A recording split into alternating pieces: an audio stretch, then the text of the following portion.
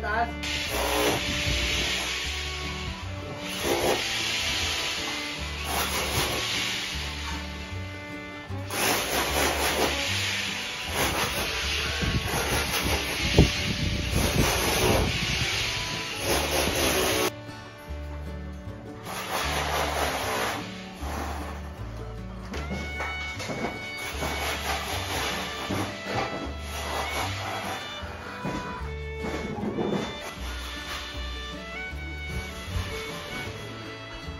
Ito yung balot ang tagagayat ko.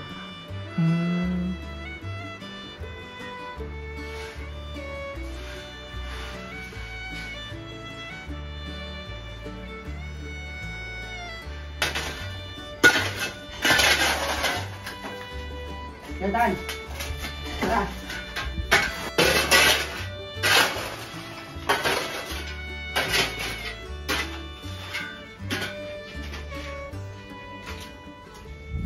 So quick update lang to ng ating pinapagawa na tindahan. So ito na po yung itsura, nakita nyo naman kanina. So ayan, giba-giba na tong ating tindahan. Dati dito, kung nanonood kayo ng vlog ko, may mga division dito natin nilalagay yung mga paninda, pero wala na kasi kagabi pinakota namin yung mga laman nito. Tapos ito na yung itsura niya. Kanina pinakita ko sa inyo, wala pa yan, pero yan parang kininis na nila. Tapos dito, meron na ditong division. Kasi ang mangyayari, dito yung tindahan. Ito yung tindahan. Tapos itong area na to, ito yung magiging kwarto namin. Yan. Kasi parang ginawa na namin. In-adjust lang namin to ng konti. Pinaliit lang namin tong sa tindahan. Para medyo lumakalaki yung kwarto namin. So siguro ang gagawin namin dito yung kama. Parang pasadya na lang. Kasya naman kami dyan. Tapos ito yung pintuan papuntang kwarto. Tapos dyan yung bintana. Tapos ang ilalagay namin dito instead na plywood or bato. So ang ilalagay namin dyan amakan. Para malamig-lamig siya.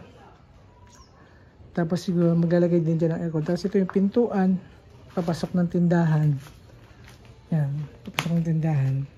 Nagpalagay rin kami ng ano ba to? Insulation ba yan? Yung parang mga ano yan, yung parang parang silver ba siya? Insulation ba tawag sa ganun?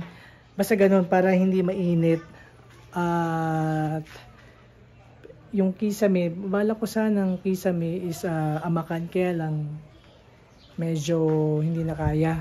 Kasi mahal din ang presyo ng amakan, nasa 600 pesos. Tapos mayroon pa siyang 400 pesos na delivery charge. Kaya ayun, hindi ko alam kung ano mo ilalagay niya, siguro baka Hardiflex or something.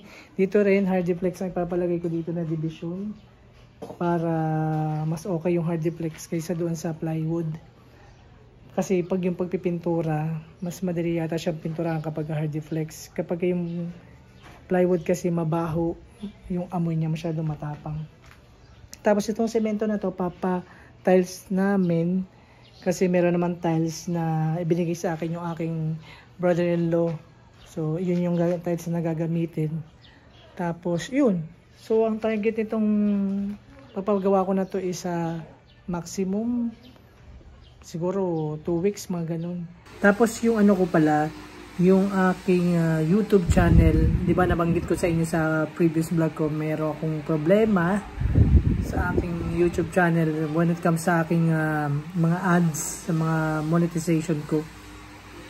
So up to now, hindi pa rin siya okay. Naayos ko pa rin siya na hopefully ay maayos ko na. Kasi ngayon nasa ano pa rin siya, in process pa siya yata. Basta nag-fill up ulit ako ng aking Google AdSense. Tapos yung luma kong Google AdSense, dinilit ko siya.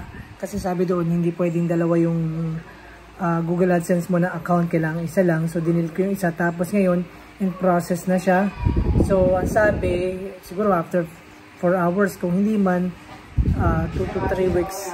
Kaya sobrang nakaka-stress tong aking YouTube channel. Talagang ilang araw ko na siyang inaayos. Ilang araw ko na siyang, aywan ko, lahat na ng tutorial na napanood ko na. Pero yung sa akin kasi hindi ko talaga siya maintindihan. Basta ganun. So hintayin ko na lang itong week na siguro na to, baka maging okay na rin siya. But anyway, kung hindi pa rin siya maging okay, wala akong magagawa. So ibig sabihin yung ating YouTube channel, kahit ano na siya, wala siyang commercial na papasok. Pero ganun pa man, okay lang. Ang importante sa yan, dire-diretso pa rin tayo at hopefully maging okay na rin siya. At itong pinapagawa ko rin na tindahan / kwarto ay sana matapos na rin kasi sobrang ano na rin tawag dito, sobrang stress na rin sa budget. Mahirap pa talaga magpagawa ng bahay. Itong ang pinapagawa ko maliit pa lang to, pero talagang kailangan meron kang hindi enough kumbaga dapat sobrang budget para tuloy-tuloy yung pagpapatrabaho. Tapos siguro ang susunod ko na vlog is yung yung tour. Itutur ko kayo sa tindahan namin kapag yung natapos na siya. So, yun lang yung ating vlog for today. Don't forget to subscribe to my YouTube channel. At sana kung pwede nyo akong tulungan nyo pa rin ako kung sino man may alam na possible na makakatulong sa aking Google AdSense. Please naman po, pakitulungan na lang po ako. Kung nakaka-experience din kayo ng naranasan ko din, ay comment down below para matulungan nyo po ako. Tapos yung tindahan namin, dire-diretso pa rin siya. Kahit na sabihin mo binaklas na yun nandun, ay dire-diretso pa rin. Nagtitinda pa rin kami.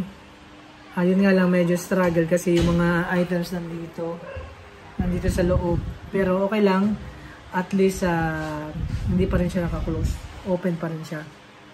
Tsaka naglagay na rin ako dun sa whiteboard na sabi ko, we're still open. Yun lang. Hanggang dito na lang. Please don't forget to subscribe to my YouTube channel and click the notification bell para every time na mag-upload ako ng video, updated kayo palagi hanggang sa susunod na vlog. Bye-bye!